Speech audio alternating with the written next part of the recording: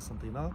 ونحن نتواجد الآن بملعب الشهيد حملاوي أو بالقطب الرياضي الشهيد حملاوي. هذا القطب الرياضي الذي يتشكل من العديد من المنشآت الرياضية القطاعية، ملاعب كرة القدم وملاعب ملحقة، وكذلك يعني فيه مسابح وكذلك مضامير لألعاب القوى. ملعب كرة القدم للشهيد حملاوي جاهز لاحتضان مقابلة الفريق الوطني، هذه المقابلة الودية التي يتم التحضير لها على مستوى ولاية قسنطينة بطريقة يعني احترافية، يعني تحت إشراف السيد والي ولاية قسنطينة الذي جند كل السلطات الولائية لتوفير الظروف الملائمة للفريق الوطني، وكذلك توفير الظروف الملائمة لزوار ولاية قسنطينة، باعتبار أنه الجمهور اللي راح يكون حاضر إن شاء الله راح يكون حاضر من كل الولايات وحتى من خارج الوطن. إن شاء الله احنا نتمنوا لهم إقامة طيبة في ولاية قسنطينة. كل الظروف مواتية.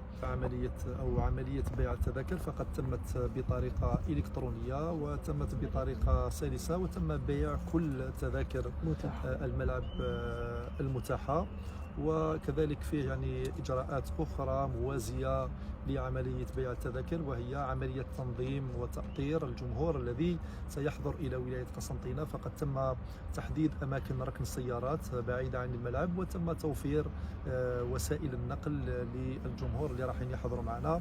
كما أنه كذلك يعني عملية مراقبة التذاكر ستكون خارج الملعب أو بداية من مسافة تقدر ب400 متر خارج الملعب. هذه الرقابة القبلية، ثم بعد ذلك تتم الرقابة الخاصة بالتذاكر على مستوى الأبواب الإلكترونية. إضافة إلى ذلك فالملعب يعني فيه كل ظروف أو ظروف الراحة للجمهور، فيه يعني أماكن لبيع مياه الشرب، وكذلك الأكل المتاح للجمهور، كما أنه يعني لوضع الجمهور في أريحية.